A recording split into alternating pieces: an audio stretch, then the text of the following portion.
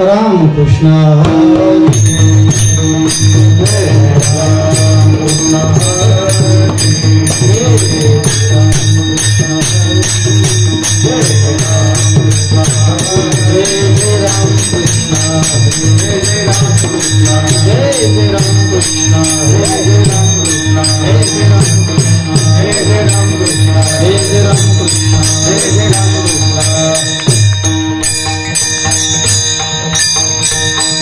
रूप पाहता लोचनी सुख झाले सुख झाले साजनी सुख भाले रूप पाहता लोचनी सुख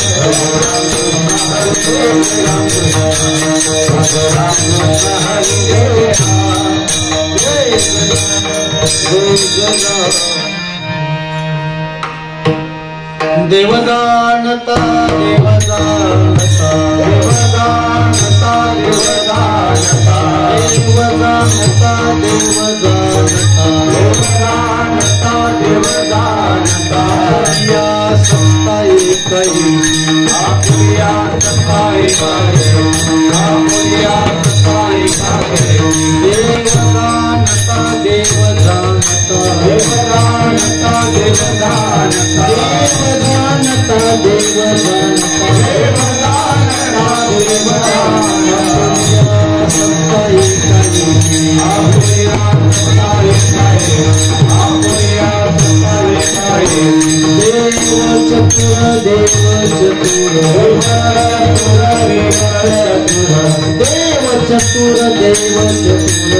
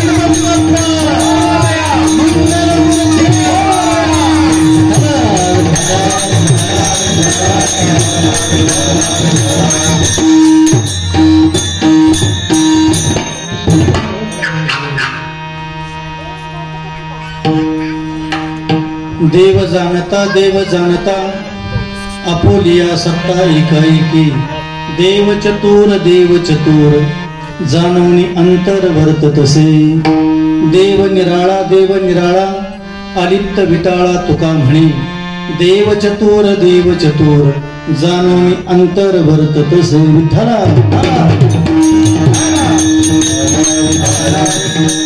गलद्दान गंडम लभुंग खंडम चरचारुषुंडम जगत्रान शुंडम लसद्दंत कांडम विपभंग चंड शिव प्रेम पिंडम भजे वक्रतुंडम समचरण सरोजम सांद्र नीलांबुदाभम जगन निहित पाणी मंडन मंडनाना तरुण तुलसीमाला कंधरम कंजनेत्रम सदैधवलहासम विठ्ठलं चिंतयामि पांडुरंगाता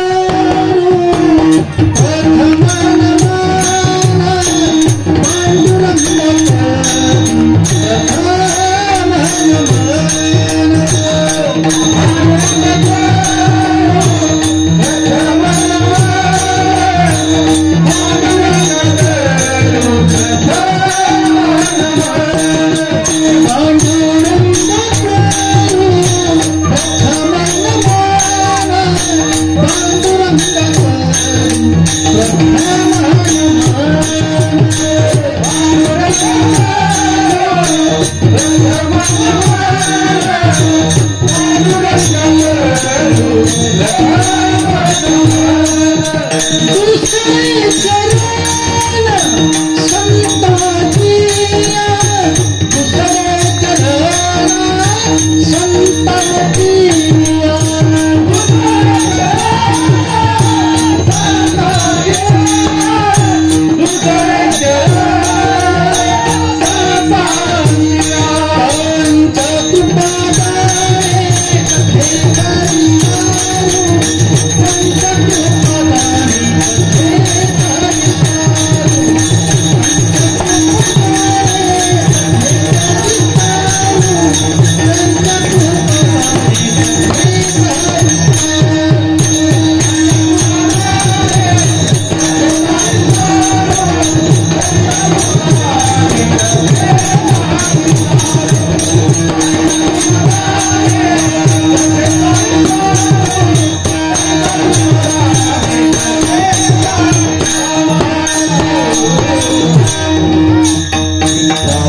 नमो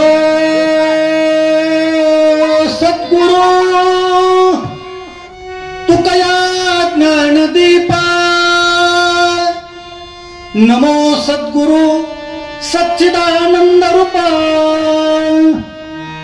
नमो सद्गुरु भक्त कल्याण मूर्ती, नमो सद्गुरु भास्करा पूर्ण कीर्ती.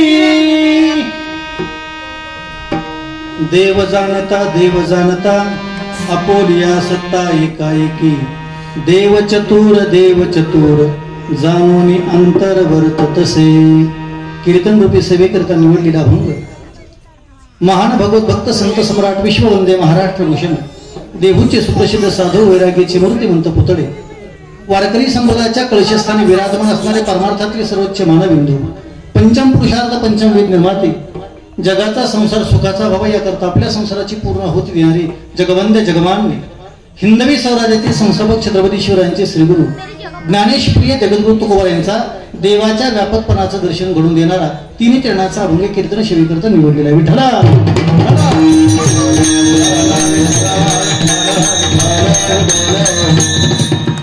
अभंग सर्वांच्या परिचित असेल नसेल, अभंगाचा अर्थ अत्यंत गोड आहे. याचा ऐकू बंद करा. हा बंद. सामान्य जीवापासून देवापर्यंत, मुंगीपासून हत्तीपर्यंत, पामारापासून मुक्तापर्यंत, जीवदशेपासून शिवदशेपर्यंत, अनाथापासून सनाथापर्यंत, चाकरांपासून राजांपर्यंत, वंशीपासून मुक्तांपर्यंत, साधकांपासून सिद्धांपर्यंत, विषयानंदापासून ब्रह्मानंदापर्यंत, किंबहुना काश्मीरच्या नंदनवनापासून ते मलयागिरीच्या चंदनवनापर्यंत एकूण एक जीव देवाचा दास्यत्व करतो. देव भेटत नाही, संसार सुटत नाही, दुःख हटत नाही, तो प्रयत्न करत असतो. देवाचं अस्तित्व त्याला मान्य असतं, पण देव नेमका कुठे याची त्याला पुरेपूर कल्पना नसते. रात्रंदिवस देवाची भक्ती करतो, पण तरी त्याला देव भेटत नाही. आळंदी पंढरपूरची वारी करतो, आईवडिलांची सेवा करतो, अतिथी पूजन करतो, सप्ताहामध्ये कीर्तन, प्रवचन, काकडा भजन, नृसिंह गोष्टमी, रामनवमी, गणपती उत्सव, नवरात्र उत्सव, सर्व उत्सव संपन्न करतो, पण ईश्वर दर्शन नेमके त्याला घडत नाही. तो ईश्वर दर्शनाकरताच हे काम करतो का असं जर म्हटलं तर नक्कीच नाही. कारण ईश्वराचं दर्शन घडणं नेमकं कशाला म्हणतात हे शास्त्रात वेगळं सांगितलं, लोकांची भावना वेगळी. लोकांना ईश्वराचं दर्शन नकोय, लोकांना ईश्वराचा साक्षात्कार पाहिजे. दर्शन झालं की मुक्ती होते ना, साक्षात्कारणी घर संसार समृद्ध होत असतो. लोकांना मुक्ती नकोय, लोकांना वैकुंठन स्वर्ग कैलास नकोच. मेल्यानंतर भेटलेली वस्तू कोणा प्राप्त पाहिजे. जिवंतपणे ईश्वराचा आपल्या जीवनात साक्षात्कार होणे काय लोक म्हणतात ना, साक्षात्कार झाला मला. नेमकं काय घडलं? जपापर्यंत हप्ता भरला, पैसे खिशात नव्हते. अचानक एका मित्राचा फोन आला, तरी सडनली अपघाताने 20,000 ठेवायला दिले आणि मी भरून टाकले. त्याला 8 दिवस लागणार नव्हते.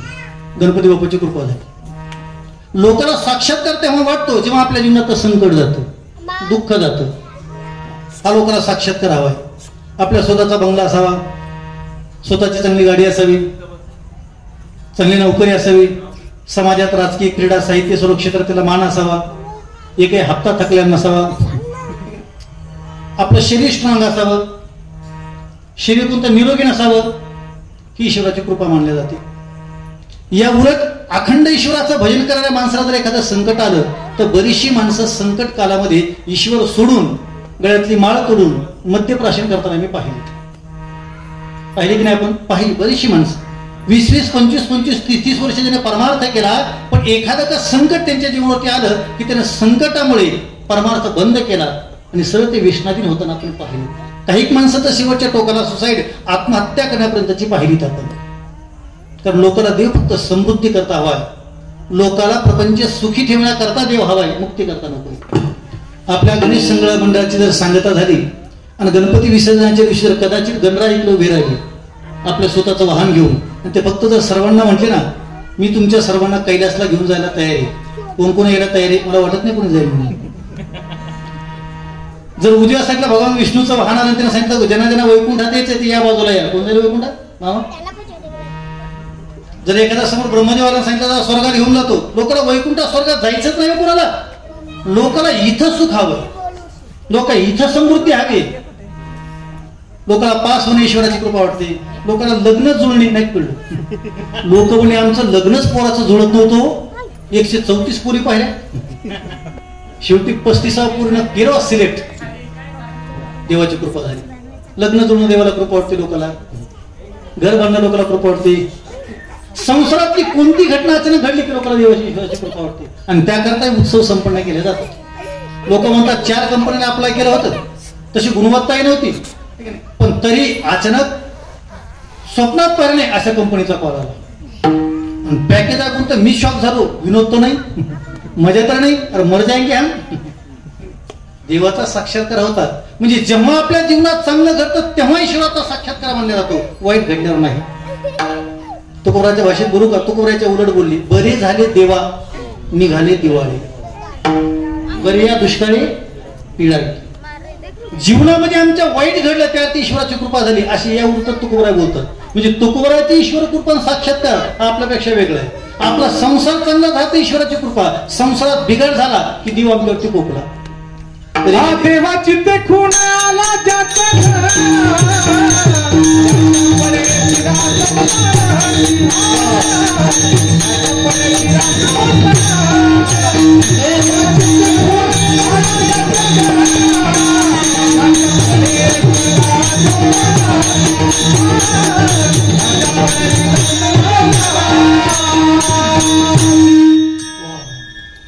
लक्ष्मण महाराजांनी गोड प्रमाण दिलं.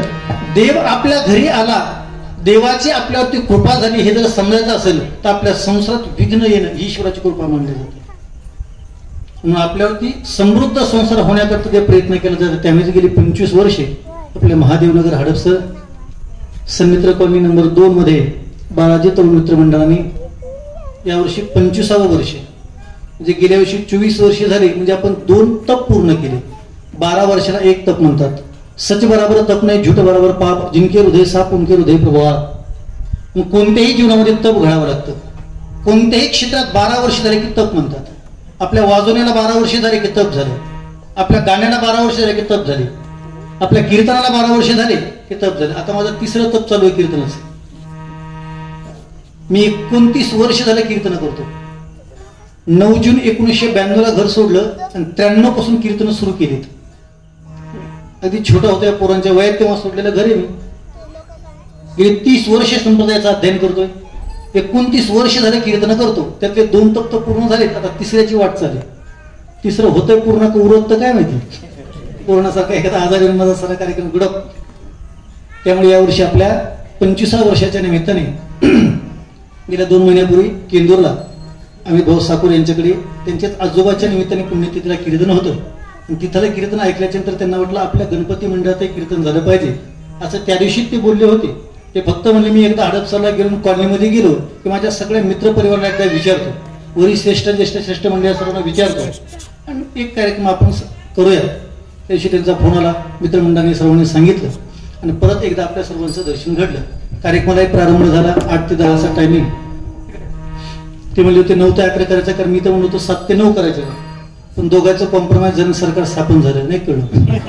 शेवटी 8 वर आम्ही मान्य झालो. चला तुमचं नको आमचं नको, कॉम्प्रोमाइज करू. 8 ते 10चा टायमिंग ठरला. छोटे छोटे मुले लवकर करण्याच्या पाठीमागचं माझं इंटेन्शन उद्देश हा असतं की लवकर कीर्तनामध्ये मुलं जागे असतात. एकदा 9च्या पुढे कार्यक्रम उरकला की हळूहळू पोराची ऐकण्याची जी अटेन्शन सिकनेस ज्याला म्हणतात सायन्समध्ये तो मायनस होत जात असतो. त्यामुळे जोपर्यंत ते मुलं ठीक आहे त्यांना पुढे बसू द्या, बोलू द्या, थोडंसं उड्या मारू द्या, वेळ झाला ते निघून जातील, परत येतील, परत बसतील, त्यांना करमलं तसं चालेल. पण हळूहळू का होईना त्यांना कीर्तन कळलं पाहिजे.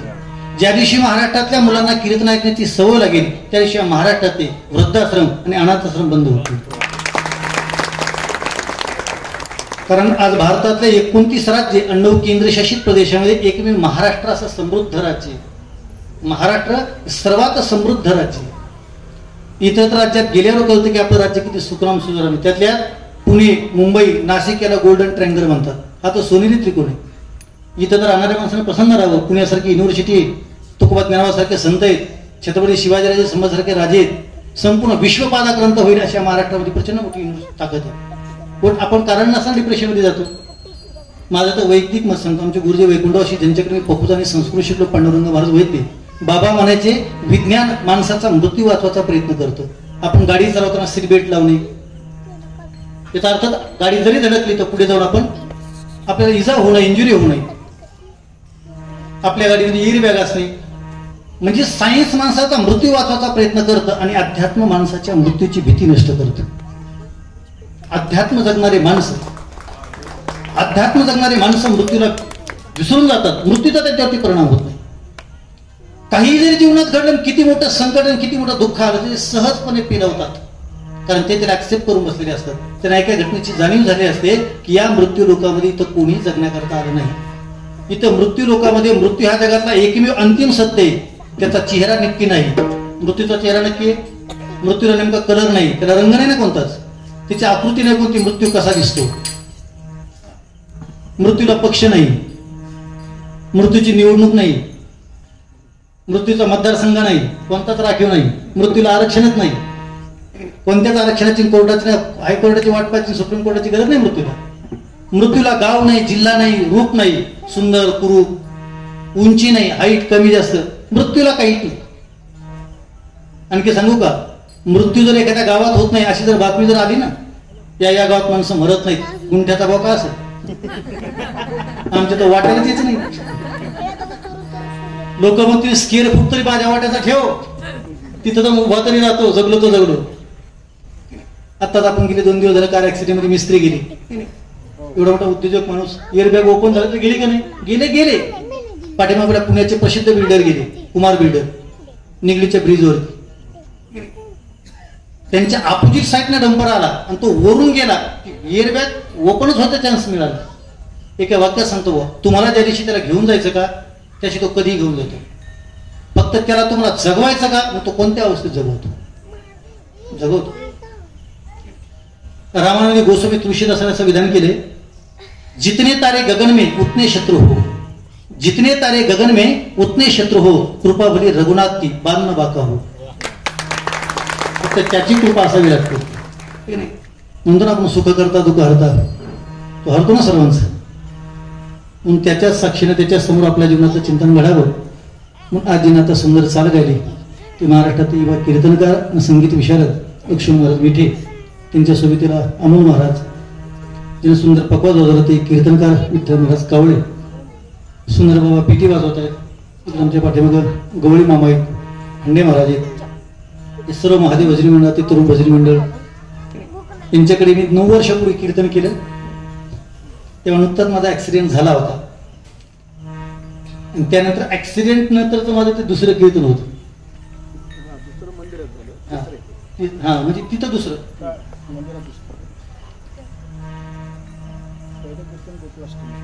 हा ते गोकुळाष्टमी केलेलं आठवतं मला. काय असतं, माणसाच्या जीवनात शेवटचं कीर्तन लक्षात राहत नाही, पहिले लक्षात राहत असतं. मी माझ्या आयुष्यातलं सर्वात पहिले कीर्तन केलं ते गाव माझ्या लक्षात आहे, पण माझ्या आयुष्यातलं शेवटचं कीर्तन कोणत्या गावात होणार आहे मला काय माहिती असतं. कदाचित हे शेवटचं असू शकतं. उद्याची सकाळ मी कुठं पाहिली, हा पहिले मला चांगला वाटत आहे. मी पहिले कीर्तन केलं त्या गावाचं नाव आहे श्री क्षेत्र रामपुरी, तालुका गेवराई, जिल्हा बीड. गोदावरीच्या काठावरती, जिथं मी 5वी आणि 6वी 2 वर्ष शिक्षण घेतलं, त्या गावात मी पहिले कीर्तन केलं. माझ्या आयुष्यातलं 10व्याचं प्रवचन मी कुठं केलं माझ्या लक्षात आहे. आपलं लोहगाव विमानतळ, खांदव्यांचं 10व्याचं प्रवचन केलं 1999ला. 93ला कीर्तन केलं, 99ला प्रवचन केलं. हे प्रवचन कीर्तन ते लक्षात आहे. ऍक्सिडेंट नंतरचं पहिलं कीर्तन ते लक्षात आहे. पण आता आपण नेमकं कोणत्या गावातलं शेवटचं कीर्तन करणार, शेवटचं प्रवचन करणार, शेवट आपल्या कीर्तनात कुठे शेवटची चाल होणार नाही का कळलं. आपण तुमच्याकरता बोलतो, आपण शेवटचं कीर्तन कोणाचं ऐकणार आहे हे माहिती आहे का. त्यामुळे आपल्या जीवनात डेट ऑफ बर्थ सांगतात, असे डेट ऑफ डेथ आपल्या कोणालाही माहित नाही. सकाळचा मृत्यू सकाळी कोणालाही माहित नाही. जगातला सर्वात अंतिम सत्य तो कधी येतो, कुठून येतो, अचानक येतो, त्याला वय नाही. मृत्यूला जात नाही, मृत्यूला धर्म नाही, मृत्यूला रस्ता नाही, मृत्यूचं ठिकाण नाही, त्याला कोणतंच ठिकाण लागत नाही. तुम्ही किती स्टँडर्ड आणि किती सुचिरभूत अवस्थेत गेले तरी मृत्यू. सर्वांनी शांत बस, माझ्याकडे का करू ते टाळी वाजव सर्वांनी, सर्वांनी आणि सर्वांनी माझ्याकडे लक्ष द्या. त्याच्या समोर बसल्या सर्वांनी परत टाळी वाजवा. हुशार आहे पोरं. एकदा फक्त मुलांना टाळी वाजव, तुम्ही वाजवा, तुम्ही सर्वांनी टाळी द्वारा. मस्त मस्त. स्कूलमध्ये जाताय ना, मग आता यांच्याकरता इंग्लिश मीडियम मध्ये कृतून करावं लागेल. आमच्या स्वतःच्या पोराला मराठी कळत नाही, ते अवघडच कार्यक्रम. जर 100ची नोट हातात दिली आणि त्याला सांगितलं हे आण आणि येताना 50 रुपये परत आण, तर आमची बारकी माझ्याकडे पाहत. तिनं पाहिले की मी समजून घेतो 50 मध्ये किती, नाही कळलं तिला 50 कळत नाही, मग सांगत 50 इट्स ओके. हा म्हणजे आपण लहानपणी BOOK बुक म्हणजे पुस्तक असं शिकलो. आता यांना पुस्तक म्हणजे बुक नाही का कळलं, ते उलट शिकायले. यांना इंग्लिश आपल्याला शिकावं लागत होते, आता हे मराठी शिकायला. काळ बदलला ना, तो काळ बदलला. डार्विनचा जो उत्क्रांतीवादी इम्प्रुव्हमेंट आहे त्या पिढीपेक्षा पुढची पिढी ज्ञानाने वृद्धिंगत होत असते. टेक्नॉलॉजी बदलली ना, मंत्राची जागा यंत्राने घेतली. जे काळ मंत्राने होत होतं तो काळ आता थांबला, आता टेक्नॉलॉजी आपल्यापर्यंत पोहोचली. पूर्वीच्या काळामध्ये व्यासांच्या कृपेने संजयाच्या डोक्यावरती मंत्र उच्चार केला, हात ठेवला, तर कुरुक्षेत्रावरती झालेलं कौरव पांडवाचं युद्ध हस्तिनापूर म्हणजे दिल्ली हल्लीची हस्तिनापूरमध्ये 250 किलोमीटरवरती व्यासांच्या कृपेने दिसलं का नाही? दिसलं. आता तेच चालू आहे. युक्रेन आणि रशियामध्ये झालेलं युद्ध आपण आपल्या मोबाईलवरती आपल्या गल्लीत पाहतोय. ह्या तंत्रज्ञानाचा विकास परिणाम आहे का नाही? झालंय तेच, फक्त त्याच्यात बदल झाला. तंत्रज्ञान, इन्फॉर्मेशन टेक्नॉलॉजी, माहिती तंत्राचं युग आहे. सध्या येणाऱ्या कालखंडात आणखी बऱ्याचशा घटना बदलत जातील, पण त्याही कालखंडामध्ये आपल्या स्वतःची संस्कृती टिकावी, आपल्या स्वतःचा धर्म टिकावा, आपल्या स्वतःची देशनिष्ठा टिकावी, धर्मनिष्ठा टिकावी. म्हणून गल्लोगल्ली धार्मिक उत्सव, स्पिरिच्युअलिटी, आध्यात्मिकता ही लोकांच्या अंतकरणात रुजली पाहिजे. विठ्ठल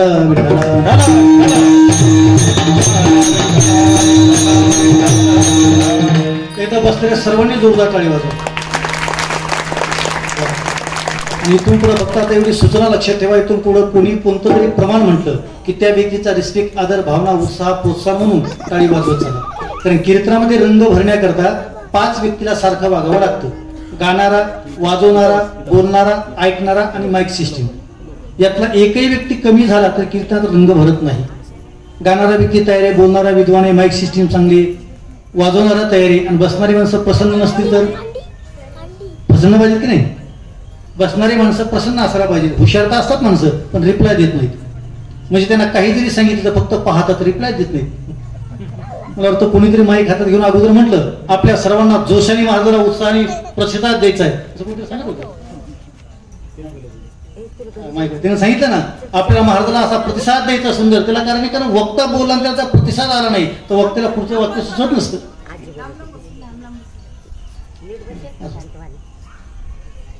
लहान लहान सतत कीर्तनाची सवय नसते. टीव्हीचा कोणताही चॅनल ऑन केला की सध्या त्यांच्याकरता पाहायला काही नाही. शाळेत गेले की त्यांना शिकवा हाही प्रश्न पडलाय. शाळेचा कोणता सिलेबस सध्या सांगू का? आता मुलाच्या शिक्षणाच्या मानाने माझं वैयक्तिक मत मांडतो मी.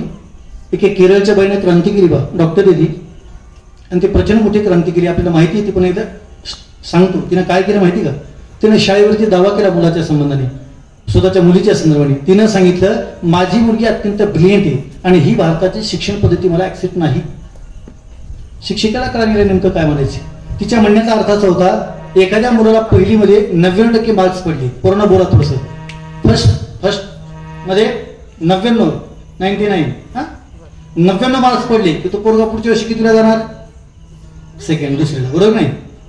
आणि ज्याला 38% पडले तो 38, तो बी जाणार. कशी हुशारी, तो बी दुसऱ्यात जाणार, सेकंडला जाणार. मग जर 38%वाला 40%वाला दुसऱ्यात जात असेल आणि 99%वालाही दुसऱ्यात जात असेल तर परत दुसरी गेली की पहिल्यापासून दोघांनाही सिलेबस सेम आणि अभ्यास सेम. परत जरी त्याला दुसरीत 90% वळले तरी तो परत तिसरी जाणार. तिचा हे दावा होता की माझी मुलगी जर 90% पास झाली तर तिला दुसरीत नाही, तिला डायरेक्ट तिसरीत टाका. अन्यथा 4 महिन्यात तिच्या एक्झाम्स कम्प्लीट करा. जो वर्षभराचा सिलेबस आहे तुम्ही 4 महिन्यात कम्प्लीट करायला तयार आहे. आणि तुमच्या माहितीवर सांगतो भारतात ती शिक्षण पद्धती ऍक्सेप्ट न केल्यामुळे तिने केरळमधून ऑनलाईन सगळ्या एक्झाम्स याला दिल्या, अमेरिकेला. आणि ती पोरगी वयाच्या 12 वर्षी तिने ग्रॅज्युएशन कम्प्लीट केलं. बुद्धीला न्याय द्यावा लागेल की नाही? जर 9वी पर्यंत जर ती शिक्षण पद्धती असेल, किती पोरगा ब्रिलियंट असेल, पण त्या जर पुढच्या वर्गात जात येत नसेल त्यानं काय करायचं वर्षभर? त्यापेक्षा जर तो सिलेबस 4 महिन्यात कोर्स कम्प्लीट करत असेल. नाहीतर 1ली ते 5वी पर्यंत 10वी पर्यंत घेतलेलं शिक्षण आपण जर वाचायचं, लिहायचं सोडलं तर आपल्या जीवनात काही उपयोगाला आलं असं मला तरी काय जाणवत नाही. माझ्या तरी वैयक्तिक तर मला काय जाणवत नाही. भविष्य काळामध्ये जगण्याकरता जे लागतं का आणखी सांगू का? शाळेमध्ये त्रिकोण शिकवला जातो, बरोबर आहे का? ट्रायंगल. शाळेमध्ये स्क्वेअर, चौकोन शिकवला जातो. शाळेमध्ये षटकोन शिकवला जातो, पण जगण्याकरता जो दृष्टिकोन लागतो तो कीर्तन शिकायला मिळत असतो, तो परमार्थ शिकायला मिळत असतो. परमार्थात नेहमीच माणसाचा स्पिरिच्युअल अध्यात्म स्ट्रॉंग केलं जातं आणि त्याची मेंटॅलिटी स्ट्रॉंग का केल्या जाते? कारण माणसं जगण्याकरता दोन घटना असतात.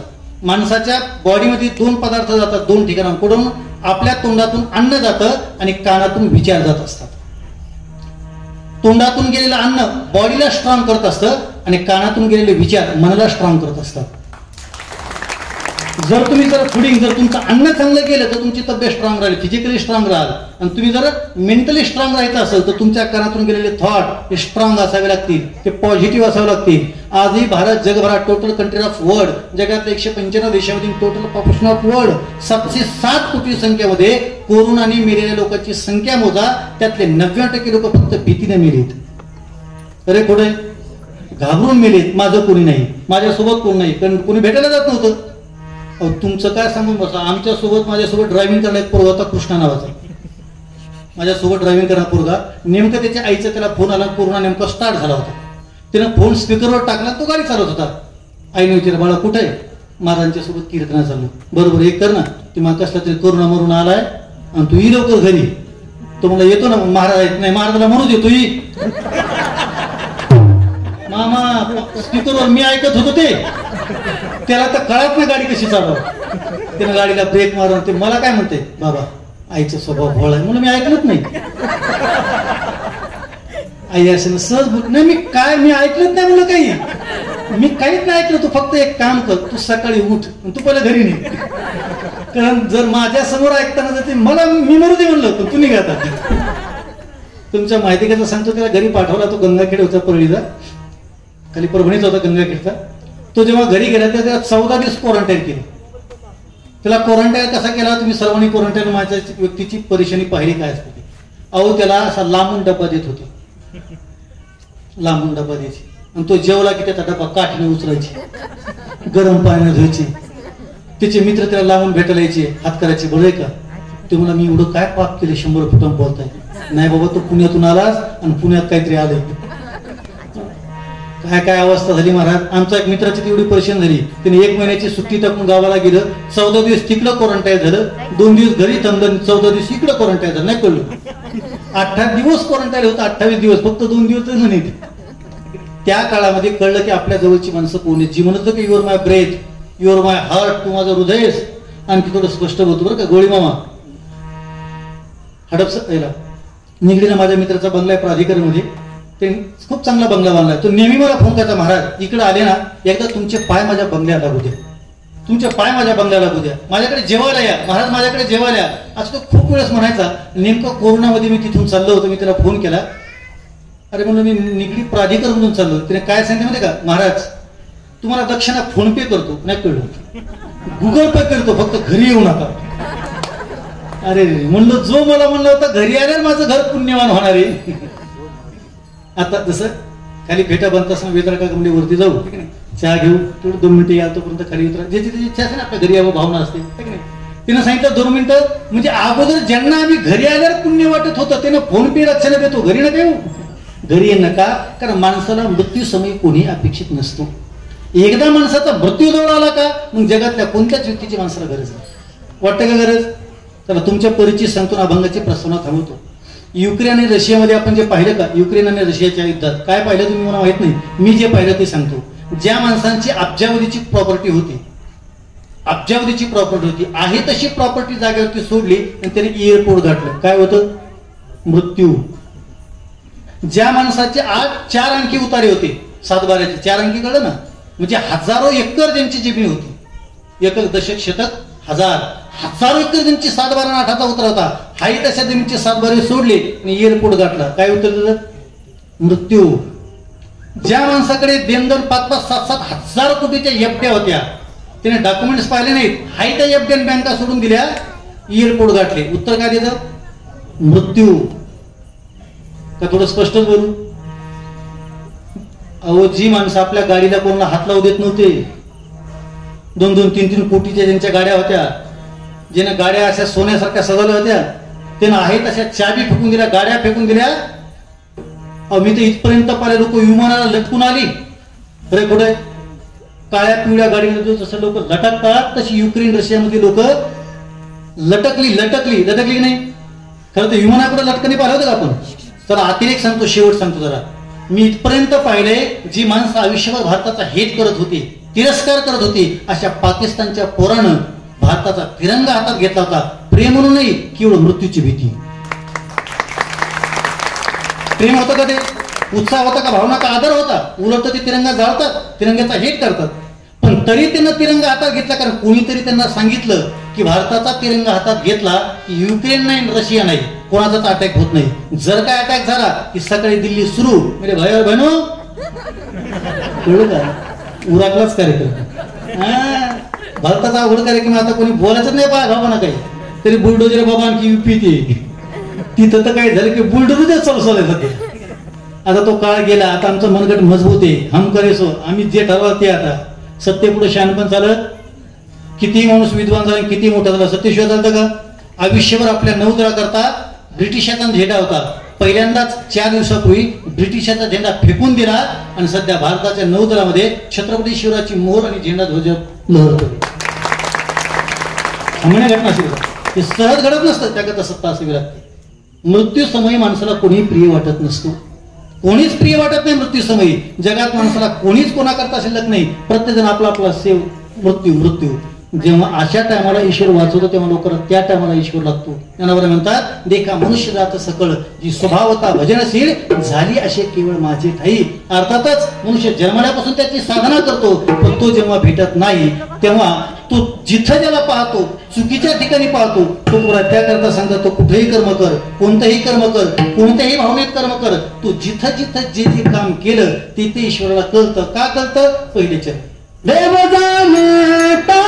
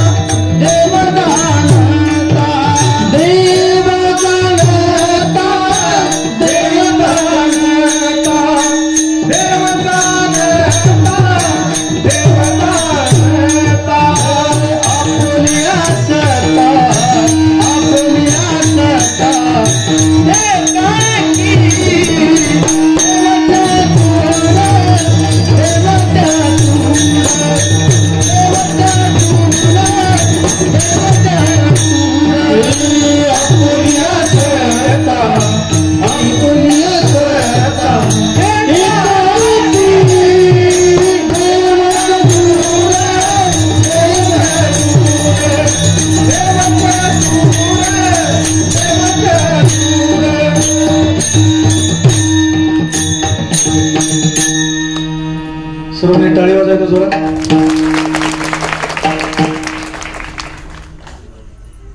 कोणीही प्रमाण म्हणलं की त्याचा आदर म्हणून टाळी वाजवा असं म्हटलं होतं ना तुम्हाला.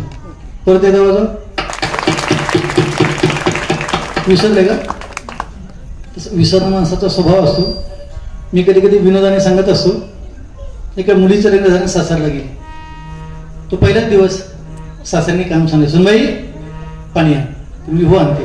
सासर मला थांब, आपल्या घरामध्ये एक नियम आहे, तुला आज सांगून देतो. कोणीही आणि कोणतंही काम सांगितलं की प्रत्येक कामाला हा बोलायचं, हो म्हणायचं नाही. लक्षात राहील. तुमचे हो हे तर कळालं ना.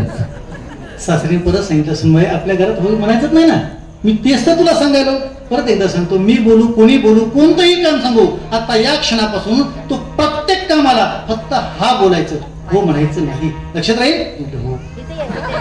आता का रात्रभर सांगू का. याला जेनेटिक्स तर गुणसूत्र म्हणतात, ते बदलत नसत. आधी होता वाघ्या दैवयोगी झाला पाग्या. म्हणायचं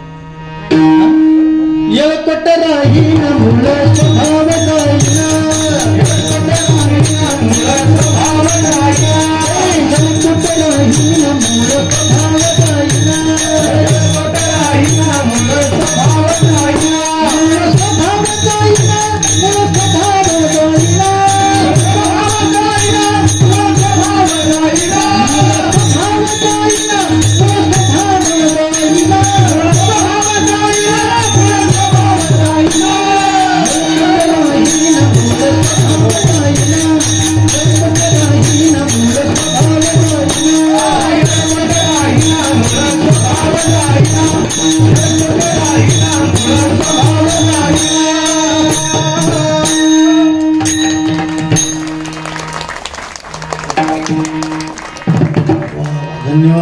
गणपतीची कृपा झाली की मला.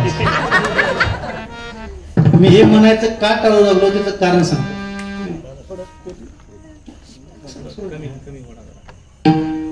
मी म्हणायचं याकरता टाळू लागलो कारण अशी चाल लागली की यांच्या अंगात येत. इथे येते कोणाच्या अंगात येतं म्हणून म्हणून जर कीर्तनात आलं तर पहिल्याच उशीर झाला आणि त्याच्यात पावसाचे थेंब तुटले. मी आता काय प्रस्तुतला थांबतो का काय माहिती. कारण माझ्या जीवनात एक घटना मी पाहिलेली. मी खंडोबांचं चरित्र सांगत होतो महाड पोलादपूरला आणि नेमकं मी म्हणलो अहम वाग्या सोम वाग्या प्रेमनगर वारी सावध होऊन भजनी लागा देव कर कैवारी मल्हारीची वारी माझ्या मल्हारीची वारी मल्हारीची वारी मल्हारीची वारी माझ्या मल्हारीची वारी मल्हारीची वारी माझ्या मल्हारीची वारी मल्हारीची वारी माझ्या मल्हारीची वारी मल्हारीची वारी माझ्या मल्हारीची वारी माझ्या मल्हारीची वारी मल्हारीची वारी माझ्या मल्हारीची वारी मल्हारीची वारी माझ्या मल्हारीची वारी मल्हारीची वारी माझ्या मल्हारीची वारी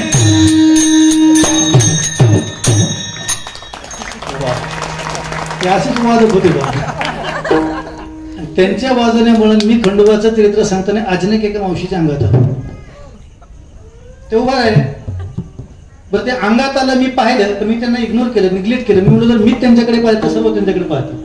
मी त्यांच्याकडे त्या जागेवर होते तो कोणता काही त्रास झाला नाही. पण त्यांच्या शेजारची बाई उठली आणि ज्यांच्या अंगात आलं तिची विणी सोडली केस मोकळी केली. मला काय कळलं नाही असा का प्रकार घडला असेल. ते थोडा वेळ झाला की त्या माझ्याकडे येऊ लागले. नाही कळलं. लोक म्हणजे जाऊ द्या बाबाकडे चालल्या जाऊ द्या. अरे म्हणजे इकडे कुठं जाऊ द्या. मी कीर्तन सुटल्याच्या नंतर ज्यांनी मला कीर्तनाची तारीख दिली त्यांना पहिले बोलून घेतले आणि त्यांना म्हणलो तुम्ही मला नारळ दक्षिणा पाकिट नंतर द्या. पहिलं त्या मावशीच्या अंगात येणाऱ्या शेजारची जी बाई आहे तिनं केस मोकळे सोडली तिच्या घरी घेऊन जा. ज्याने केस मोकळे सोडली तिच्याकडे घेऊन चला. मला एक प्रश्न विचारतोय ना गेलो आम्ही त्यांच्या घरी. त्यामुळे कवा महाराज काय झालं. अहो म्हणलं पण त्यांच्या अंगात आधी पण ठीक आहे तुम्ही विणी का मोकळी सोडली. ते महाराज कसे जोपर्यंत केस मोकळे सुटत नाही तोपर्यंत रेंज येत नाही. नंतर कळलं हे रेंज आहे म्हणून. आम्हाला रेंज असते ती. मी आपला हात जोडे निघून आलो बाकी काय बोललो नाही. कारण माझं म्हणणं की अष्ट सात्विक भाव येतो माणसाच्या अंगामध्ये. 30-30 वर्ष झालं मी अंगावर धोत्र घालत भरत तारुण्यामध्ये. ते जर स्वप्नात नीती आहे ना ठीक नाही. सहज मी अंधाराचा निध निराकार पण त्या आकडा 62 नाटक म्हणणं सुरू झाले काकडा म्हणणं सुरू झाले 24 तास भक्ती करणं चालू तू दिशा ना सर.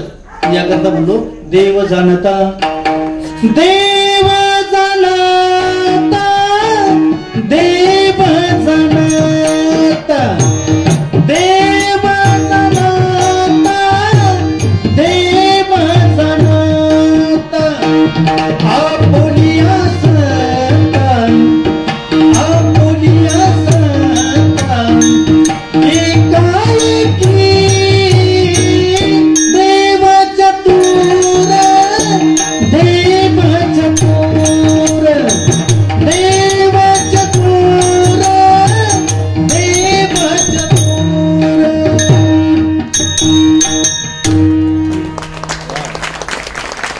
अमरवादनामध्ये चालली देव जाणता तुकोबरा अभंगाच्या पहिल्या जन्मी देवाचं जाणते पण सांगतात. जाणता त्याचं जाणता तुकोबराचा जो शब्द आहे का एक देवा संबंधाने आणि एक जाणता राजा. छत्रपती शिवाजी महाराज की जय भवानी. बोलणारे पुरं टवकारले. शिवरायांच्या नावाची एवढी ताकद आहे महाराज. जगाच्या पाठीवरती कुठे जा असं नाव उच्चार की लोकांच्या अंगावरती काटा येतो. लोक सर्व सोयी सोडून जातात आणि अपचूकपणे त्यांच्या मुखातून जे कधी बाहेर पडते त्यांना कळत नाही. आपण लोकांना घ्या म्हणावं लागतं नाही कळलं. आपल्याला जे करा म्हणावं लागतं. तरी कधी कधी व्हिडिओ पाहिले असेल लोक एखाद्याचा निषेध करायला जातात त्याच्या नावाने जे करा करतात पाहिले कधी. म्हणजे म्हणायचं होतं मुर्दाबाद आणि ते सगळे जिंदाबाद म्हणले. नंतर म्हणले थांब ना, त्याला विरोध करायचा आहे. तुम्ही असं आहे का? आणि ती मीडिया चालू होताच. कार्य तसं करावं लागतो. देव जाणता जाणता शब्द सांगतो. आपोड या सत्ता एकाएकी. तुम्ही कुठेही कर्म करा, कोणतेही कर्म करा, फक्त जाताना एवढं भाव सांगतो. इथं जरी गणपती बाप्पा असतील, बालाजी तरुण मंडळ जरी इथं बसले असेल, तर गणराय फक्त इथं नाहीत.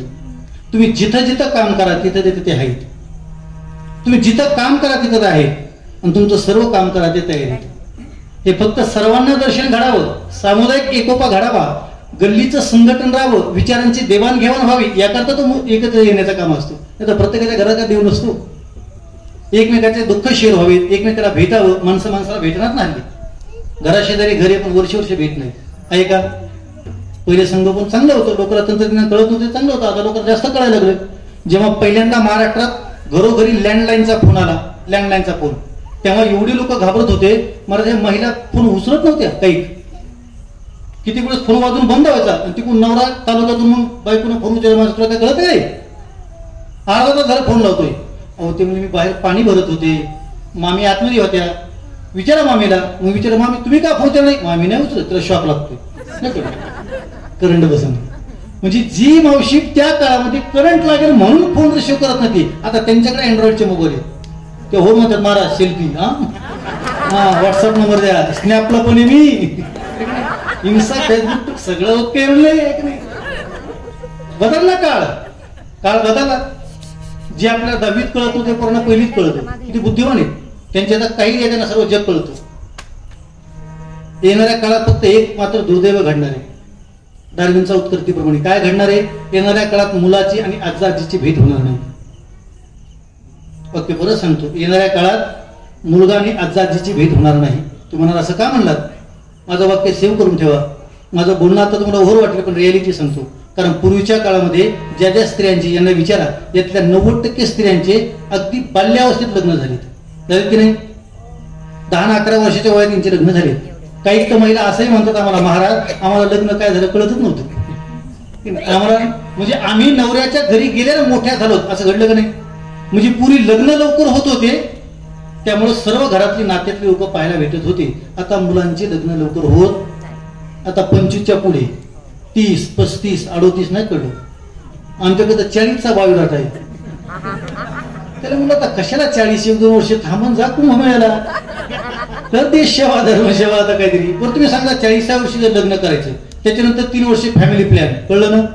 म्हणजे 2-3 वर्ष मुलबाळ होऊ द्यायचं नाही. त्याच्यानंतर 1 चाइल्ड, ते गेलं 40, 45, 50 वर्षापर्यंत. आता भारताचा आयुर्मान सध्या 60.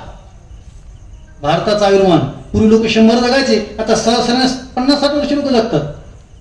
आता इथून पुढे लोक जास्त जगणार नाहीत. म्हणजे जगणं कमी झालं, लग्न उशिरा झालं. आता आजीची मुलाची भेट कशी होईल नातवाची? माझं बोलणं तर कळलं ना? तुम्ही तर्क लॉजिक बोलतो मी. अगदी काय हे त्याच्याकरता काय वेगळं काय पाहायची गरज नाही, त्याला काय सर्च करायची काय गरज नाही. हे लॉजिक आहे, सहज तर्क म्हणतो मी, सहज. कारण आता येणाऱ्या कालखंडामध्ये भेटीगाठीच होणं कठीण आहे. उलट येणाऱ्या काळात शिक्षकांना असं सांगावं लागेल की पूर्वी माणसं वयोवृद्ध होऊन मरत होती, नाही कळलं? तरुण पोरं हल्ली म्हणतात महाराज आणखी 4-5 वर्ष जगलो का ओके. हा हे कसलं ओके? तू का शहाजी पाटील? हा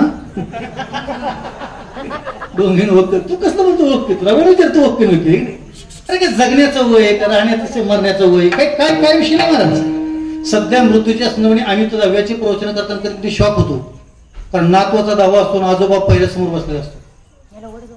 पोराचा दावा असतो, पोराच्या खांद्याला बापाने खांदा द्यावा अवस्था आहे सध्याची. कारण सकस अर्धात नाही. मी सांगितलं की हे स्ट्रॉंग राहण्याकरता पिढी अन्न. IT पार्कमध्ये मी नेहमी जातो, तिकडे हिंदोडीच्या IT हिंदोडी माझे नेहमी कीर्तन होतं. माझे मित्र आहे तिथं. तिथं तो दोघांवर बायको सर्व्हिसला आहे. घरी स्वयंपाक बनवा कोण नाही. दररोज बाहेर हॉटेलचं जेवण आहे. माझ्या एक मित्राचा हॉटेल वडापावचं. तो म्हणला महाराज असे काही ग्राहक आहेत 5:30 वाजले की त्यांच्या नावाची बांधूनच ठेवायची, नाही कळलं? दररोज वडापाव. जर पोटातलं अन्न जर चांगलं गेलं नाही तर पोट. पूर्वीचे माणसं पहा, या महिन्याला विचारा 5-5, 6-7 लेकर रोज होते ना. त्याशी मी शिरूर तालुक्यामध्ये एक वाघाळा नावाचं गाव आहे, वाघाळे, शिक्रापूरच्या पुढे. ज्यांच्या मी 10व्याचं प्रवचन केलं त्या आजीचं 107 वर्षाचं वय होतं. तिला 10 पोरं, 17 नातू, समोर त्यांच्या जावा बसलेल्या त्यांचे तीर आणि तीर, लाल फिती, लाल बुंदू, ते मोठ्या मोठ्या स्त्रिया, त्यांच्या नाकाच्या मोठमोठ्या नथी. मी म्हणलो ही नथ जर हल्लीच्या पूर्ण घेते तर नाक तुटून. 10 डिलिव्हरी, ते बी 90 महिन्यापर्यंत लोक काम करत होत्या. या पहिल्याच म्हणजे पहिल्याच डिलिव्हरीला सिजरिंग. ताकद नाही अंगामध्ये यांच्या, हे सहन करू शकत नाहीत. काही गोळ्या नव्हत्या, औषध नव्हती, डॉक्टर नव्हते, काय प्रकार नव्हता. शेवटच्या क्षणापर्यंत स्ट्रॉंग मजबूत तब्येत होती. उलट जर जुन्या काळातला एखादा मथरा जर उभा राहिला ना, तिने हातात जर काठी घेतली ते सांभाजी नाही जवळ, ती नुसती फिरली मोकळी तरी. 25 वर्षाचे पोरं उठताना हात टेकून उठायलेत. सकस अन्न खायला कोणी तयार नाही. आपल्यात जे जातं, आता आपण जे दूध पितोय त्याची अवस्था काय, खातो त्याची अवस्था काय. आणि दुसरी प्रश्न, कानाने चांगलं ऐकण्याची सवय नाही. सध्या महाराष्ट्राचा कुलदैवत पांडुरंग आहे, आणि तो पांडुरंग आईवडिलाच्या शिवण इथं पंढरपूर आलेला, पंढरपुरात पुंडलिकाने सेवा केली म्हणून. आणि त्यात महाराष्ट्रात वृद्धाश्रम सर्वात जास्त आहे. मला वाटतं आता 6 दिवसापूर्वी घटना घडली, तुम्हाला कळली की नाही मला माहित नाही. पुणे शहरात घडली. आपल्या काय घडलं, एक 7वी का 5वीतले मुलामुलींची सहल गेली वृद्धाश्रमाला भेट द्यायला. आणि तिथे गेल्याच्यानंतर त्या पोरीला आपल्या आजी वृद्धाश्रमात पाहायला भेटली. ती पोरगी रक्ष रडायला लागली. तिचं रडणं पण शिक्षकाने विचारलं, काय झालं मॅडम, विचारलं काय झालं. तिने सांगितलं माझी आजी. तुला माहित नव्हतं का. तिने सांगितलं माझे वडील म्हणजे पप्पा आणि मम्मी सांगायचे की आजी मामाच्या गावाला गेली, आजी मावशीच्या गावाला गेली, आजी इकडे गेली, आजी तिकडे गेली. आणि आई वडिलांनी वृद्धाश्रमात आणून सोडलं होतं. ज्या बापाने आपल्या पोराचे स्वप्न पाहिले, मी मराठीत बोललो नाही, माझं पोरग इंग्लिश मध्ये बोलेल. मी 10च्या नोटा मोजल्या नाहीत, माझा पोरग 2000च्या नोटा मोजेल. मी साध्या झोपीत राहिलो, माझा पोरग बंगल्यात राहील. मला सायकल नव्हती, त्याच्याकरता 4 व्हीलर असेल. ज्या बापाने रात्रंदिवस पोराचे स्वप्न पाहिले, त्याच बापाला जर पोराने घरातून बाहेर काढलं, तर नेमकं केलेला संघर्ष कोणासाठी संघर्ष करायचा. एका कौलाच्या घराखाली 5-5 भावाचे कुटुंब राहिलेले आपण पाहिले. इथे एका पोराकरता 5-5 फ्लॅट आहेत, तरी पोरग फ्लॅट मध्ये राहू देईना. मुंबईसारख्या वांद्र्याच्या ठिकाणी अशा पण घटना पाहायला मिळाल्यात. आई वडिलांच्या हाताचा पाळणा करून, हाडाचे काढ करून सांभाळले. आयुष्यावरात म्हातारपणात काय लागतो दुसरं. तशी निघलेल्या माझ्या एका मित्राच्या आईला मी भेटलो, त्या रडू लागल्या. त्या काय म्हणल्या माहितीये का, महाराज पोराने 5 कोटीचा बंगला बांधला, अब्जावधीची प्रॉपर्टी आमची, पण समाधान नाही. कारण म्हातारपण खायला काही गरजच असते आम्हाला. मग दुःखी कशाने, दुःखी याच घटनेने पोरगी प्रॉपर्टी करता सह्या करत नाही म्हणून बहीण भाऊ एकमेकाला बोलत नाही, जळत नाही. पण आमच्या स्वतःची 2 पोर जर एकमेकाशी बोलत नसते तर आम्हाला कसं अन्न गोड लागेल. यांना कोण सांगेल. अरे संपत्तीचा एक भाग शिल्लक येत नाही. 10, 12, 13चे प्रवचने कीर्तन ऐकायचे. जे आईनं आयुष्यभराकरता तुला सांभाळलंय, एक स्पष्ट बोलतो पोरांनो, किंवा तरुण मंडळ सांगतो, बालाजी तरुण मंडळाला, तुम्ही तरी आजचं कीर्तन ऐकून आपल्या आईवडिलाचा इन्सल्ट करू नका. आपल्या स्वतःचं पोरग, मला स्वतःला मुलगा आहे, सत्यजित नाव त्याचं, माझं पोरग जर मला एक शब्दाने परत बोललं तर मी रात्रभर झोपायचो नाही. झोपल का मी. जर आपलं पोरग आपल्याला परत बोललं तर रात्रभर झोप लागत नाही. आपण आपल्या बापाला कसं परत बोलू शकतो, कसं बोलू शकतो. त्यांनी पाणी सांगितल्यानंतर आपल्याला लाज कशाला वाटायला पाहिजे. म्हणजे बापाने पाणी सांगितले की लाज वाटते, आणि आपल्या पुढाऱ्यांच्या पाठ्याने वेट्यासारख्या बाटल्या घेऊन धावतो. काय त्याचा परमार्थ झाला त्याच्या प्रपंचाला, काय तरी शून्य किंमत आहे. अब्जावधीची प्रॉपर्टी करून जो एकच पोरांनी सांगावं, जोपर्यंत मी जिवंत आहे तोपर्यंत माझ्यामुळे माझ्या आई वडिलाच्या डोळ्यात कधी पाणी येणार नाही. परमार्थाची लक्षणं आहे, ही प्रपंच जगण्याची लक्षणं आहे. त्यानं ताकदीनं सांगावं, त्यानं सांगावं तुला आत्ता काय पाहिजे तेव्हा. 10व्यात किती मोठा 10 होईल, 12 होईल, 13 होईल, तुला काय ते मला भविष्यकाळ माहित नाही. मी तुझ्या अगोदर जातो, तू माझ्या अगोदर. जीवन काय लागतो म्हातारपणात, खाण्याचं वय असतं का त्यांचं, बस भाजी भाकरी, कुठं त्याला बाकीचं काय लागतं, काही लागत नाही जुन्यामध्ये.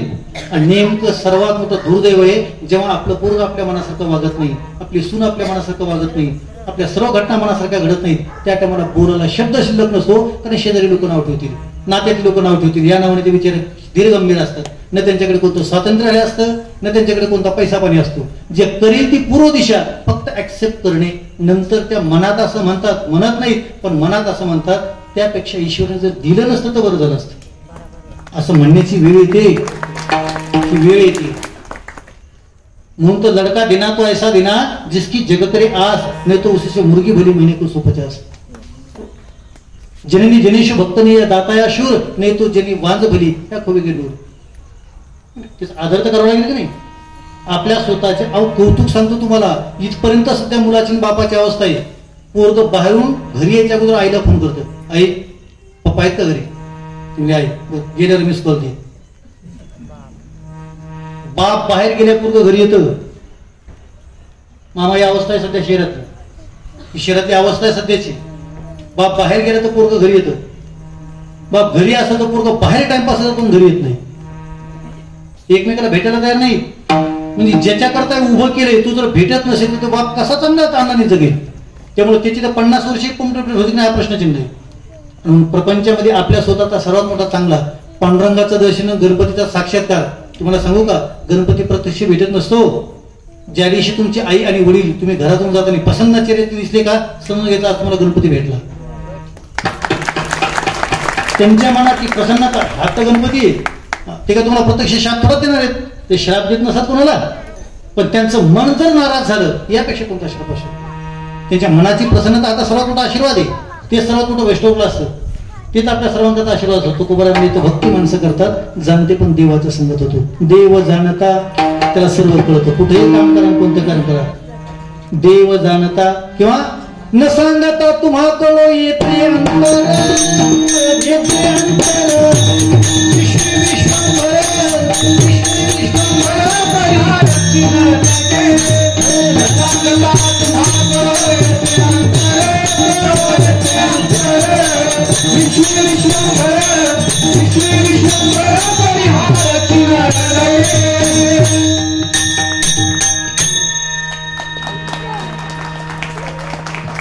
टाळी वाजवा तर जोरात वाजवा. नाराज नाही का? नाराज नाहीत ना? 2-3 चिरे पडलेत म्हणून म्हणलो. एकदा फक्त महिला मंडळ टाळी वाजवा.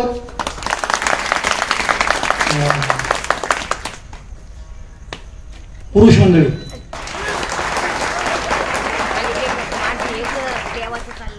तसा जोरात आवाज. महिलांना किती जोरात टाळी वाजवली तर पुरुषापेक्षा जोरात नसणे वाजव. चान्स द्यायचं तुम्हाला एक परत, महिला मंडळ परत एक चान्स. आता आपल्या राहू द्या, त्या पेटल्यात. वाजवा मुलांना, जोरात वाजवा.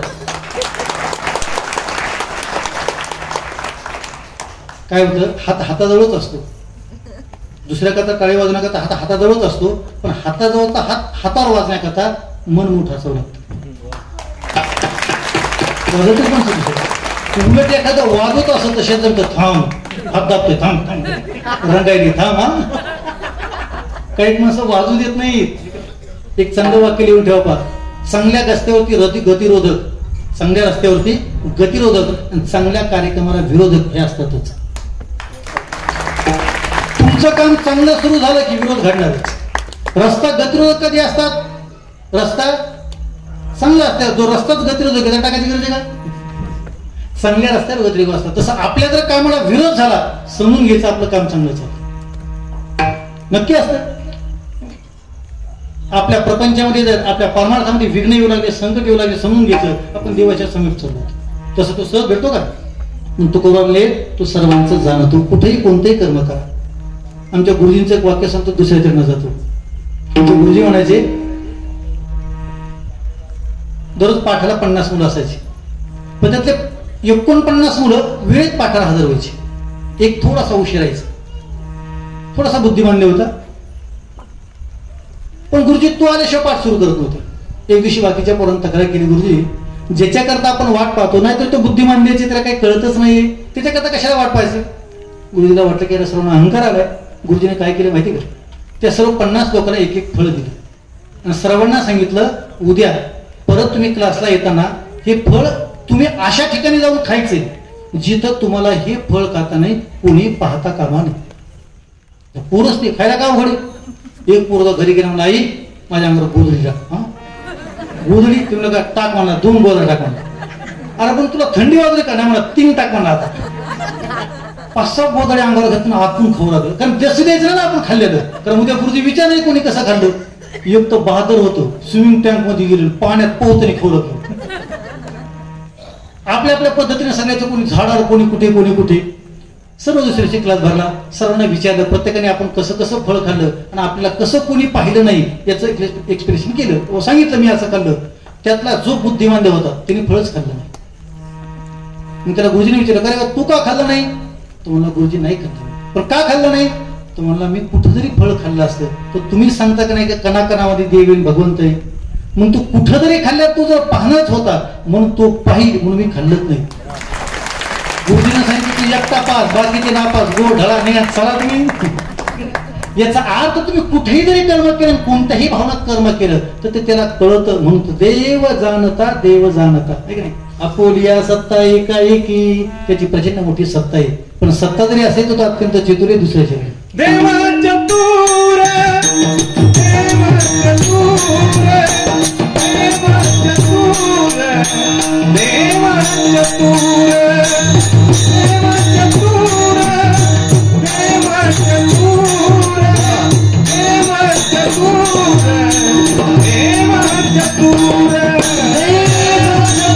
चतुर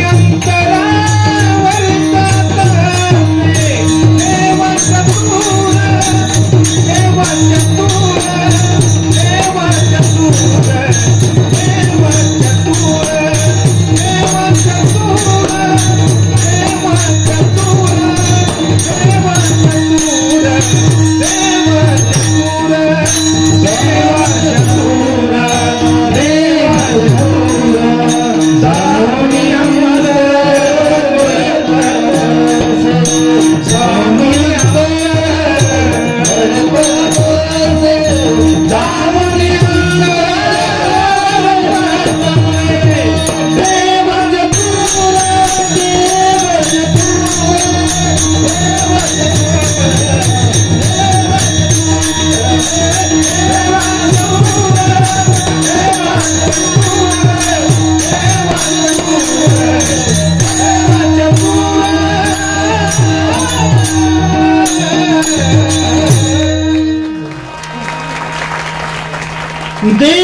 देव चतुर देव चतुर देव चतुर देव चतुर देव चतुर देव चतुर देव चतुर. अत्यंत चतुर. किती चतुर आहे सांगतो एकदा सर्वांनी मिळून भजन करा. विठोबा रखुमाई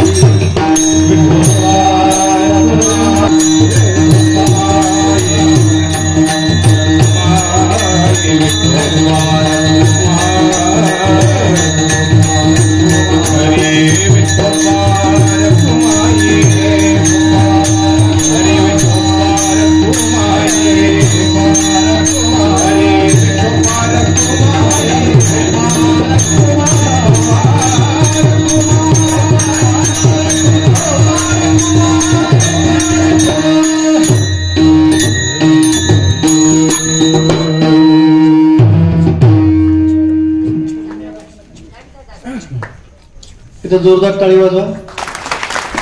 देव चतुर दुसऱ्या चरणापर्यंत आलो. देव परमात्मा जसा जाणतो तसा तो कर्तून अन्यथा कर्तून सर्वण संपन्न आहे. त्याला जगातलं सर्व कळतं तसं तो जगातली सर्व सत्ता स्वतःच्या हातात ठेवतो. चाले शरीर कोणाचे असते कोण बोलवितो हरवी, देखवी ऐकवी एक नारायण तयाचे भजन चुकून. परमात्मा सर्वांना तुम्ही कुठेही कोणतंही काम करा त्याला सर्व कळतं. त्याची सत्ता आहे. किती सत्ता आहे त्याची आता सर्व सांगत बसतो. माझा वेळ थोडासा पुढे जाईल. प्रत्येक माऊलींची भोई सांगतो एकदा परत एकदा जोरात टाळी वाजवा सर्वांनी. भगवंताची सत्ता सांगताना ज्ञानोबांनी ज्ञानेश्वरीच्या 15व्या अध्यायामध्ये थोडंसं वर्णन केलं. मी तुमच्या सर्वांच्या पाठातलं बोलतो. पुराणो त्या संपूर्ण पृथ्वी तलावरती जे पाणी आहे ना ते 71% किती आणि पृथ्वी ही 29%. किती 71% पाणी आणि 29% पृथ्वी. मग ज्ञानोबांचा एक प्रश्न आहे की संपूर्ण पृथ्वी मातीची पृथ्वीच्या उत्पत्तीचे कारण नासा सारख्या अंतराळमधून जगातल्या अनेक शास्त्रज्ञांनी सर्चिंग केले. जगभरातले शास्त्रज्ञ जन्माला आणि मेले, पण तरी पृथ्वी नेमकी ग्रह कधी बनला याचं संशोधन आजपर्यंत झालं नाही. पृथ्वीचे रिझन नेमकं कोणालाच परफेक्ट देता आलं नाही. पाठीमागे त्या ब्लॅक होलच्या संदर्भाने आपण पाहिलं असेल, नासाचं एवढं मोठं संशोधन झालं. अब्जावधी वर्षे या पृथ्वीला होऊन गेले असं संशोधकाचा दावा. शास्त्राच्या भाषेत सांगायचं झालं तर 4,32,000 कलियुग, 8,64,000 द्वापारयुग, 12,96,000 त्रेतायुग, 17,28,000 कृतयुग. लाखो वर्ष होऊन गेली. माझा फक्त प्रश्न काय तेवढा विचारतो. चला तुमच्या पाठातलं बोलतो. हे बरोबर, जर आपण बादलीभर पाणी घेतलं, बादलीभर पाणी घेतलं आणि त्यामध्ये एवढा जर मातीचा ढेकळ सोडला तर काय होईल? विरघळेल. सरळ उत्तर आहे, काय होईल? विरघळेल. बादलीभर पाण्यामध्ये जर एवढा मातीचा ढेकळ विरघळतो तर मग 71% पाण्यामध्ये ही पृथ्वी का विरघळत नाही? ज्ञानोबांचा प्रश्न. विरघळला पाहिजे की नाही? बरं तुम्हाला आता परवा वेगळे किती वर्ष होऊन गेले पृथ्वीचे, संपूर्ण मातीचे, पण तरी आजपर्यंत पहा, तुम्ही जर कधी मुंबईला गेला तर गेट ऑफ इंडियाला जर गेला तर आणखी समुद्री रेखा न ओलांडावी, पर्वती बैसका न सांगावी, पृथ्व्याभोवती व्हावी ही आज्ञावाची. मी बोलविल्या विविध बोले, म्या चालविल्या सूर्य चाले, मी हरविल्या प्राणवरी तू जगाते चाले, मी आज नेमिला साता काळू ग्रासी तसे होता, मी म्हणे की ते पंडित सुद्धा सकाळी जायची. तो स्वतःच्या हातात ठेवणं. मी का पृथ्वी विरघळत नाही त्याचं उत्तर ज्ञानोबांनी 15व्या अध्यायामध्ये दिलं. का विरघळत नाही याचं उत्तर दिलं ज्ञानोबांनी. 71% पाण्यामध्ये 29% पृथ्वी का विरघळत नाही? ज्ञानोबा म्हणतात, मी रिघालो असे भूतळी म्हणून समुद्री महाजळी आणि पासूची ढेपुडी विरेची ना. पासूची म्हणजे मातीची ढेपुडी म्हणजे पृथ्वी, ही विरघळत नाही तर याचा संपूर्ण आधार मी बनलो. याचा अर्थ जोपर्यंत मी ठरवत नाही तोपर्यंत पृथ्वीचा कण मी विरघळू देणार नाही. पण ज्या दिवशी त्याच्या मनात नसेल त्याशी सुनामी आल्याशिवाय राहणार नाही. एकदा का त्याचं नियोजन बिघडलं मग त्याच्या कोणते तुम्ही कल्पनाच पण करायची नाही. तो किती दिवस घरात बसून ठेवेल, कोणत्या दिवशी कोणाला कुठून कामाला लावेल, कोणाला मान प्रतिष्ठा सौंदर्य त्याच्या हातात आहे. मंत्र आपोलिया सत्ता देव चतुर. किती चतुर आहे? चतुरा तो श्रीराम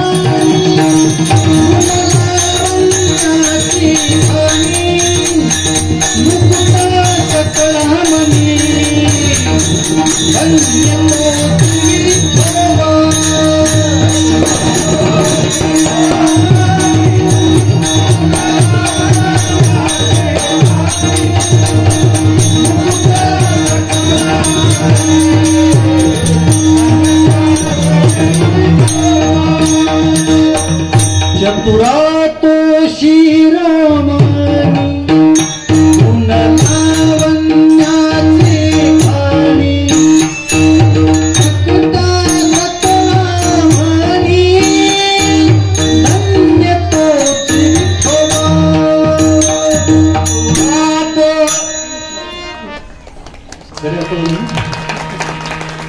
आता वेळ संपणार, पाऊस यायला वेळ झाला तो 5 मिनिटात थांबतो मी. तो अत्यंत चतुर आहे. तुम्ही कुठेही कसंही काम करा. एक चांगलं वाक्य आमच्या गुरुजींचं सांगतो, देव चतुर आहे आणि आपण चॅप्टर.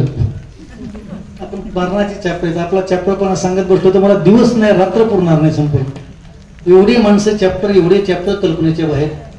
मी एकदा मुंबईला कार्यक्रमाला गेलो होतो कल्याणला. मला वाटतं सर्वसाधारण 2007ची ती घटना आहे. 7ची रेल्वे स्टेशनला एक माणूस पुड्या विकत होता. पुड्या रेल्वे स्टेशनला 1 रुपयाला 1 पुडी, 1 रुपयाला 1 पुडी. त्या पुड्या कशाच्या होत्या की तेव्हा 2007ला बऱ्याचशा महाराष्ट्रात माश्या झाल्या होत्या.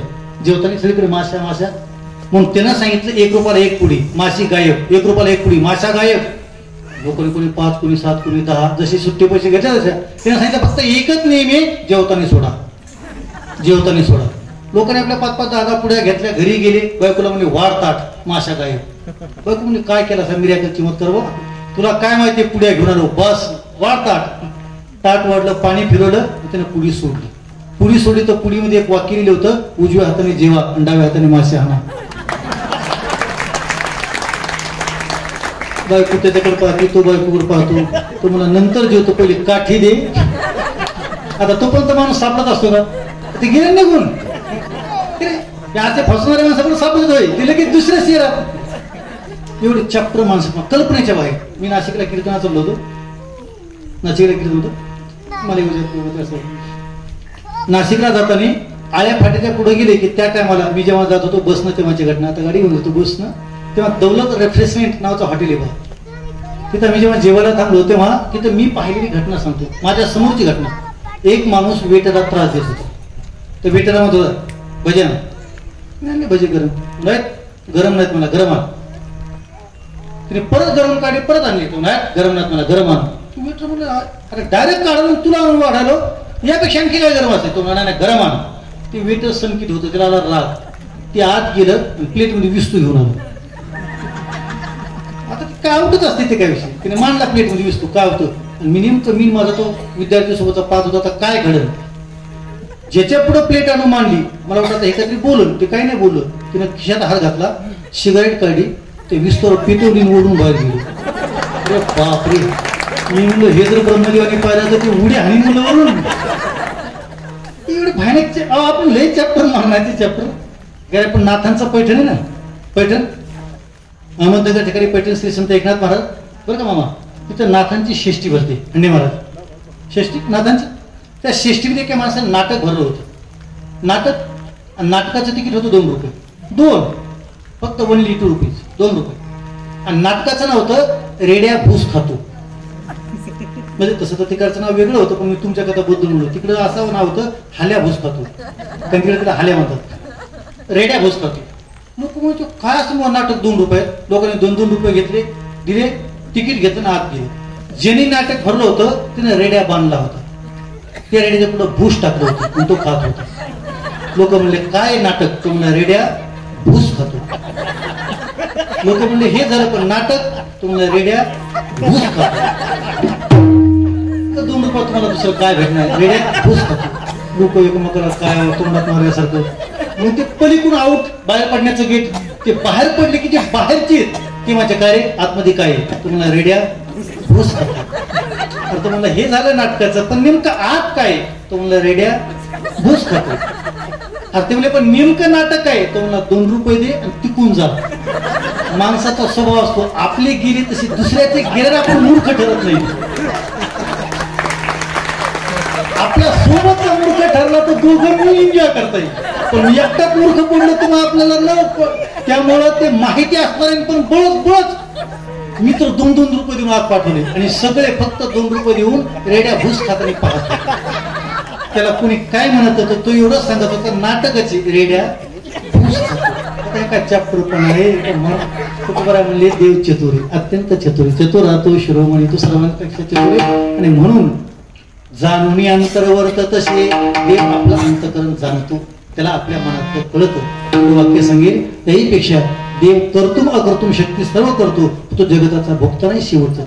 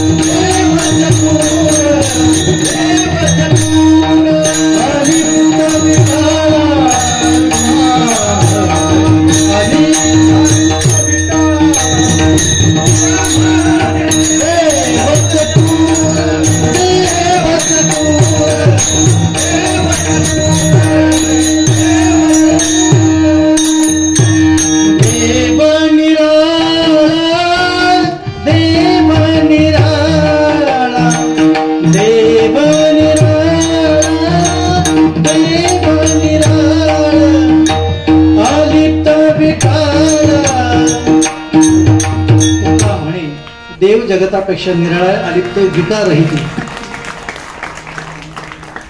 जोरात होता म्हणजे बसतो.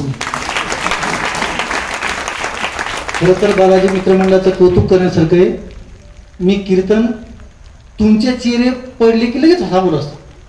तर म्हणलं पाऊस पाहून आधी तुमचे चेहरे पाहून, तुम्ही पावसात प्रसन्न बसले म्हणून मला पाऊस लागणार नाही, कळलं. नियमच असतो ना, समोर बसणारी माणसं प्रसन्न असतात तर वक्त्याचे स्वतःचं दुःख विसरले जात असतं. शेवटचा तिरणे फक्त 1 मिनिट घेतो आणि मौलींचं भजन घेईल. परमात्मा जगताचा करता येतो, जगताचा भोगता नाही, अलिप्त विकार रहिते ज्ञानवराच्या भाषेत. आणि करणे तया हातू घडो तेही लोका घातू, परत तिने केले ही मातू बोलूची नाही.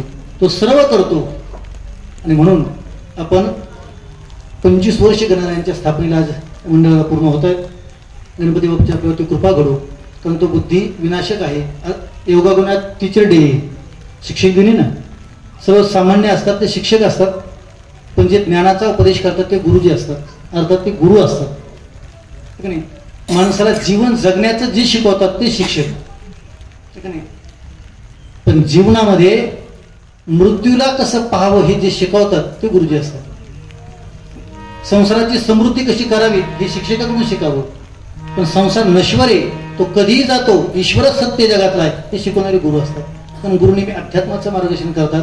नाथांच्या भाषेमध्ये गुरु कोणाचाही असतो, गुरु किती पण असतात. किती असतात? जो जो जयाचा घेतला गुण तो तुम्ही गुरु केला जाण, गुरु श्याने अपारपण जग संपूर्ण गुरुदेशी. एखादा पोरग जर बापाला तंबाखू खाताना दिसलं तर बाप सहज म्हणतो कोण घेतला काय माहिती, गुरु म्हणतो ना, कोण भेटलायला गुरु काय माहिती. एखादा पोरगा जर बिडी ओढायला लागली की बाप सहज म्हणतो कोण भेटलायला, कारण गुरु भेटणं म्हणजे कोणीतरी याला शिकवलं, याला मनाने कळत. ज्या अर्थी पोरगा विद्रोह करून उठलाय, ज्या अर्थी काहीतरी वाटा मागायला नाही कळलं, वेगळं व्हायला निघायचं म्हणालाय, त्या अर्थी काहीतरी गुरु भेटलाय. या अर्थी चांगला सुखाचा संसार होता पण राहायला दुसरीकडे जायचं म्हणतोय, त्या अर्थी गुरु भेटला. भेटतो ना गुरु, हे की नाही. गुरु भेटला की माणसं बदलतात, हे की नाही. 2 प्रकारांनी बदलतात. आपल्या जीवनातही तो बदलावा. गुरुची 3 लक्षणे आहेत. कोणते? स्तोत्रीय, ब्रह्मनिष्ठ आणि कृपाळू. तो शब्दज्ञाने परंगतू, ब्रह्मानंदे सदा दुरतू, शिष्य प्रबोधने समर्थू, येता चित्तेनीच भावे, तरी कायावाच्या म्हणे, अति कृपाळू दिनाकरणी, थोडी शिष्याचे भोगवंदने, उठवी ठाणे अहंकाराचे. गुरुच्या जीवनामध्ये शिष्याच्या उद्धारण, जगत उद्धारा करतात ज्याचं जीवन असं त्याला गुरु असं म्हणतात, आणि तो आपल्या जीवनात लाभावा. गुरु काय करतो? एक चांगलं वाक्य समोर थांबतो. आपण जेव्हा छोटे होतो का तेव्हा आपल्या ग्रामीण भागामध्ये आपण परीक्षेला जाताना हातात पॅड घ्यायचो, सकाळी लवकर उठायचो, यांच्या घरी जा, त्यांच्या घरी जा, त्यांच्या घरी जा. आई आपल्याला प्रत्येकाच्या घरी दर्शनाला पाठवायची. जातो की आपण प्रत्येकाच्या दर्शनाला जायचो. आपल्या मनात हा काही प्रश्न पडला नसेल का, अभ्यास आपण केलाय, परीक्षा आपण करणार, अभ्यास ताण आपल्याला आहे, आणि मग दुसऱ्याचं दर्शन कशाला घ्यायचं. तर त्या टायमाला त्याचं उत्तर सापडलं नाही, पण आता त्याचं उत्तर कळलं की मोठ्या माणसाचं दर्शन का घ्यावं लागतं. गुरूंचं दर्शन मोठ्या बेस्ट ऑफ लक का घ्यावं लागतो, मोठ्या माणसाचा बेस्ट ऑफ लक पाहिजे का पाहिजे. त्याचं उत्तर असं आहे, अभ्यास करणं ही आपली बुद्धी असते, पण टायमाला आठवणे ही त्यांची कृपा असते. जोपर्यंत आपल्यावरती कोणाची कृपा होत नाही तोपर्यंत आपण केलेला अभ्यास आठवत नसतो. नाही तर मग किती जरी पाठ पाडणं तर असलं, तुम्ही खरं बोला, फक्त 300 दिवस शाळेत जायचं. किती दिवस? 300 दिवस. वर्षी 65 सोडा, 300 दिवस शाळेत जायचं. ते 3 तास परीक्षेत अभ्यास आठवावा. म्हणून 300 दिवस जरी अभ्यास नाही आठवला तरी चालेल, पण कधी आठवला पाहिजे? 3 तास. 300 दिवस लक्षात राहणं ही आपली बुद्धी असते, पण त्याच 3 तासात आठवणं ही श्री गुरूंची कृपा असते. म्हणून मोठ्या माणसाची कृपा आपल्यावर सतत असावी, हीच आपल्या आई वडिलांची कृपा असते, ती तिथं असावी सदैव, हीच गणरायांची कृपा असते, ती तुमच्यावरती घडो असा भाव व्यक्त करतो. आणि परमात्मा आपल्या सर्वांना अनंत बुद्धी देऊन देवाचा जनते पण आपल्या सर्वांना कळो. 10 वाजलेत, माझा वेळ संपला. माऊलींचं भजन होईल, तुकोबांचं भजन होईल, पुंडलिक होईल, आणि त्यानंतर मंडळाच्या वतीने 1 मिनिट कोणतरी आभार व्यक्त करेल. बाकी बालाजी मित्र मंडळाचे 25वा वर्ष मी गणरायांकडे प्रार्थना करतो. तोच सुखकर्ता दुःखहर्ता आहे, तोच संपूर्ण विद्येचा प्रारंभ करतो. मी गणरायांना प्रार्थना करतो आपल्या या बालाजी मित्र मंडळाचे 100 वर्ष. दुसरी प्रार्थना करतो त्या 100व्या वर्षी तुम्ही सर्वजण कीर्तन ऐकायला असो. कीर्तन कोणाचं का व्हायला, आता एवढं वर्ष कसं जगतो आपण 75 वर्षीतून. आणखी 75 सोडा, आता भारताच्या स्वातंत्र्याला 75 झाले, आणखी 25 वर्षांनी भारताच्या स्वातंत्र्याला 100 पूर्ण होतील. त्या टायमाला आणखी 25 जो कोणी महाराष्ट्राचा सीएम असेल, कोण जो कोणी असेल तो, त्या टायमाला तर सीएम न घोषणा केली, ज्यांनी ज्यांनी या भारताचा 100 वर्ष ध्वज पाहिला आहे ते 100 माणसं निवडायची. मला वाटत नाही सापडतील म्हणून. 100व्या वर्षी 100 सापडणं कठीण आहे. त्यामुळे आताच 75 वर्ष आपण सर्व साजरे केले, ही त्याची कृपा म्हणा. जाताना प्रार्थना करतो, कोणाची निंदा करू नका, आईवडिलांची सेवा करा, देश आणि धर्माशी निष्ठेने राहा. कोणत्याही पक्षात काम करा, कुठेही काम करा, फक्त देशाच्या विरोधात कारवाई करू नका. नाहीतर अन्यात आहे ते सगळं जागेवर सोडला की नाही परत आपल्याला ई रिपोर्ट गाठावं लागेल. त्यामुळे जाताना माझ्या आवडीचं गाणं सांगतो, देशस हे प्यार तो हरपल कहना चाहिए, देशस हे प्यार तो हरपल कहना चाहिए, मैं रहू या ना रहू भारतीय रहना चाहिए. ज्ञानेश्वर